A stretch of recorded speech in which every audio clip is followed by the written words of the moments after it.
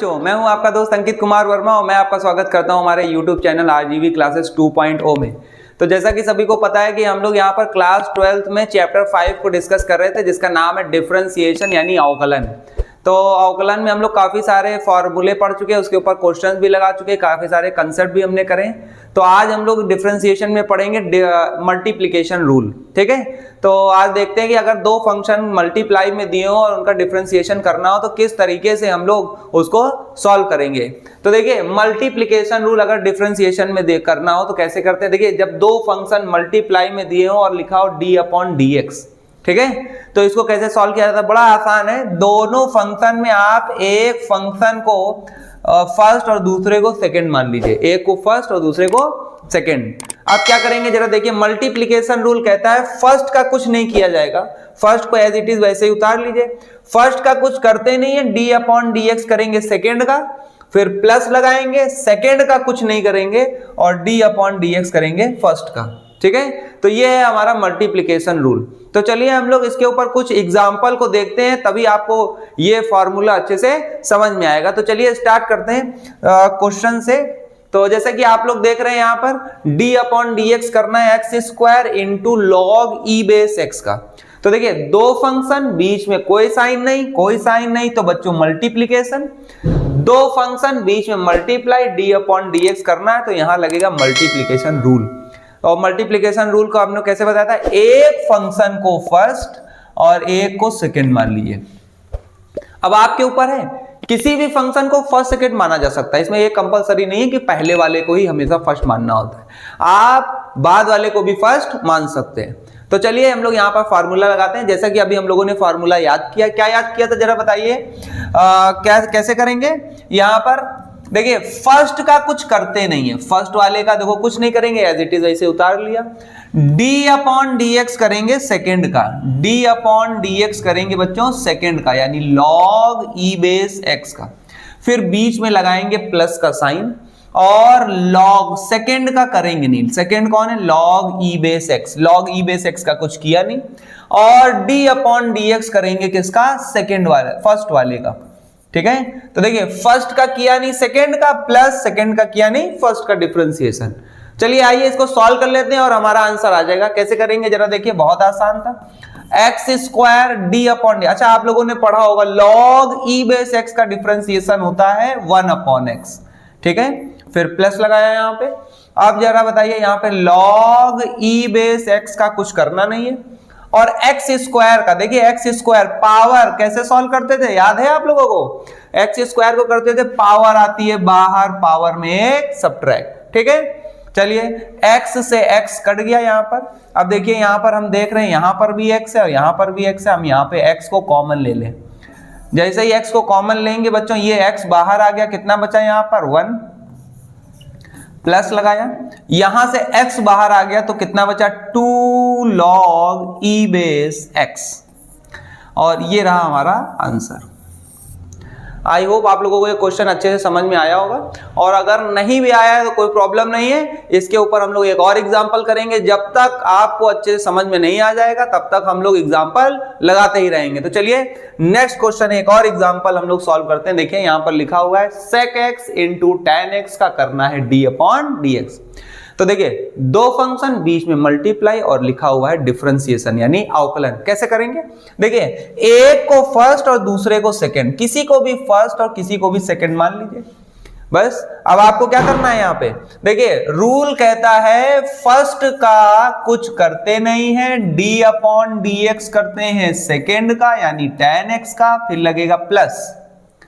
अब क्या करेंगे जरा बताइए, सेकंड का कुछ करेंगे नहीं और d/dx करेंगे फर्स्ट का यानी कि sec x का।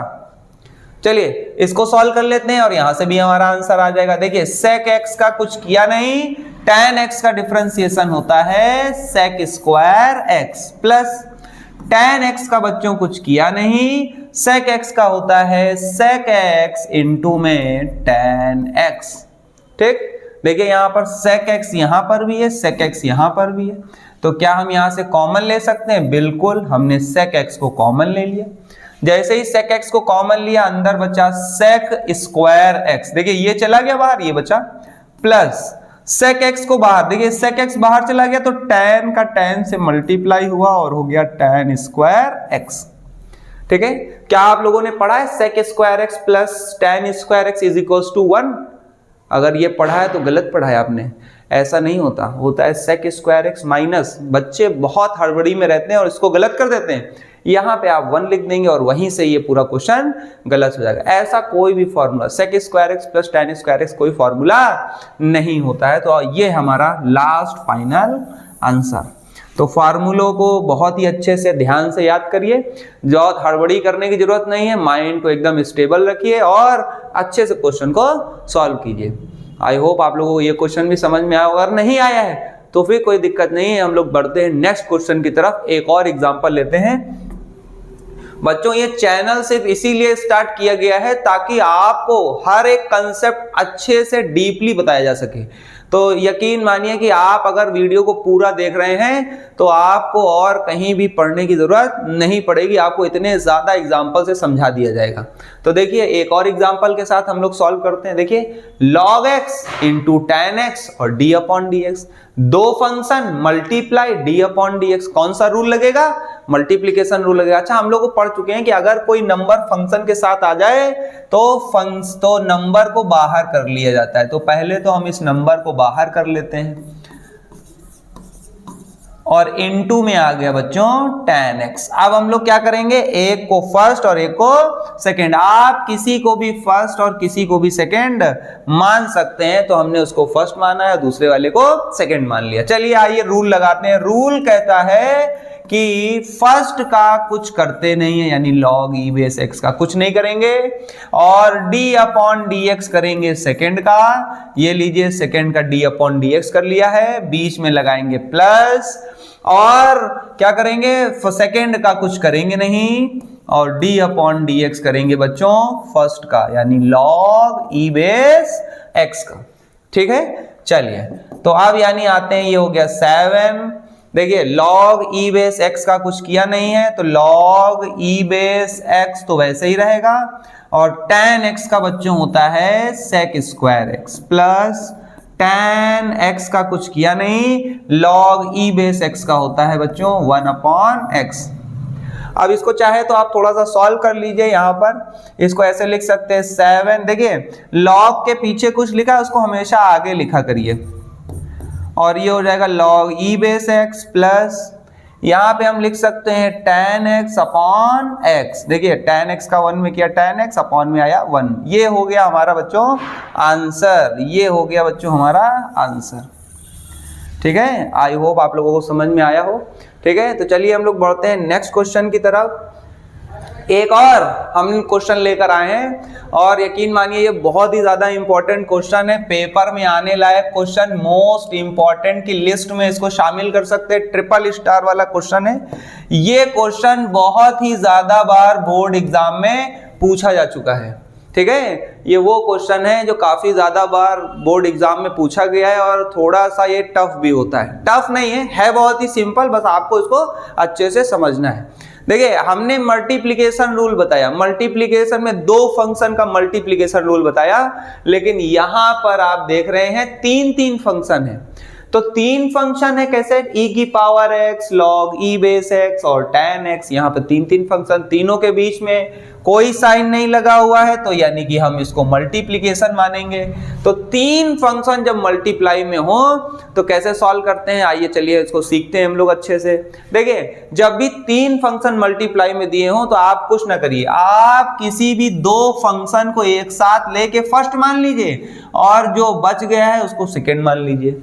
देखिए तीन फंक्शन का मल्टीप्लिकेशन रूल नहीं होता, हम इसको दो के तरह सॉल्व करेंगे। कैसे, पहले आप क्या करेंगे, दो को कोई भी दो ले लीजिए, कोई किन्हीं भी दो फंक्शन को फर्स्ट और जो बच जाए उसको सेकंड मान लीजिए। ठीक है, तो देखिए इनको हमने फर्स्ट मान लिया है, tan x को हमने सेकंड। आइए वही मल्टीप्लिकेशन रूल लगाते हैं। क्या कहता है मल्टीप्लिकेशन रूल? मल्टीप्लिकेशन रूल बच्चों कहता है कि फर्स्ट का करते नहीं है। अब हमारे फर्स्ट में दो फंक्शन है, यानी log e बेस x भी है, फर्स्ट का किया नहीं, और d अपॉन dx हो गया बच्चों tan x का। ठीक है। आप बीच में प्लस लगाया, फिर उसके बाद क्या होता है, फर्स्ट का सेकंड का करते नहीं है, और d अपॉन dx करेंगे किसका, फर्स्ट का, यानी e की power x log e base x का। ठीक, चलिए आइए बस इतना कर दिया, सॉल्व कर लीजिए, आंसर आ जाएगा। तो कैसे करेंगे जरा बताइए, e की power x log e base x का कुछ किया नहीं, tan x का बच्चों होता है sec स्क्वायर x प्लस, अब देखिए tan x का करेंगे नहीं, tan x का करेंगे नहीं, और d अपॉन dx कर रहे हैं e की power x log e base x। आप देखिए बच्चों यहां पर d अपॉन dx और यहां दो फंक्शन आ गए हैं और बीच में क्या है, मल्टीप्लाई। तो अब यहां पर एक बार और मल्टीप्लिकेशन का फॉर्मूला ओपन किया जाएगा। तो यहां पर हम एक को फर्स्ट और दूसरे को सेकंड मानेंगे, बस यही इसकी खास बात थी। देखिए जब आपने दो फंक्शन को फर्स्ट और एक को सेकंड माना तो इसमें क्या हुआ, एक क्या हुआ, फर्स्ट का किया नहीं सेकंड का किया नहीं फर्स्ट का। जब फर्स्ट का आप करेंगे तो यहां पर दो फंक्शन फिर से मल्टीप्लाई में आ गए, तो एक बार और मल्टीप्लिकेशन का रूल यहां पर अप्लाई होगा। तो चलिए यहां पर अप्लाई करते हैं। देखिए फर्स्ट का करेंगे नहीं, d अपॉन dx करेंगे बच्चों सेकंड का, फिर उसके बाद प्लस सेकंड का करेंगे नहीं, d अपॉन dx करेंगे बच्चों फर्स्ट का। ठीक है, चलिए सॉल्व कर लेते हैं। कितना आएगा बच्चों, e की power x log e base x और हो जाएगा sec square x plus tan x और ब्रैकेट, ध्यान दीजिएगा। देखिए e की पावर x का किया नहीं, log x का हो गया 1 अपॉन x, फिर उसके बाद plus log e base x का किया नहीं, e की पावर x का हो गया e की पावर x।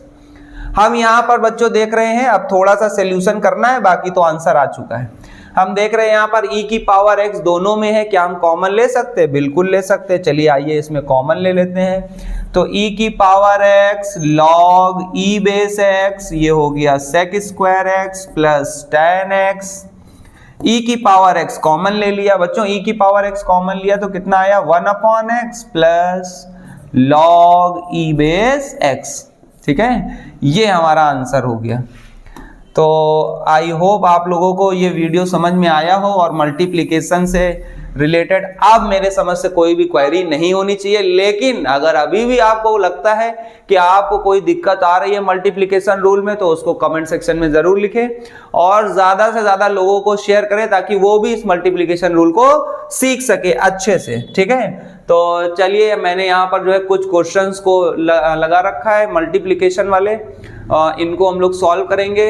एक मिनट, ठीक है, मल्टीप्लिकेशन के कुछ क्वेश्चंस मैं आपको प्रोवाइड करा दूंगा, जिससे पहले यहाँ तक ही था हमारा आज का लेक्चर। ठीक है, तो आई होप आप लोगों को वीडियो समझ में आया होगा। ज़्यादा से ज़्यादा लोगों को शेयर करें, लाइक करें, सब्सक्राइब करें। तो चलिए मिलते हैं हम लोग नेक्स्ट टॉपिक के साथ नेक्स्ट वीडियो में। धन्यवाद।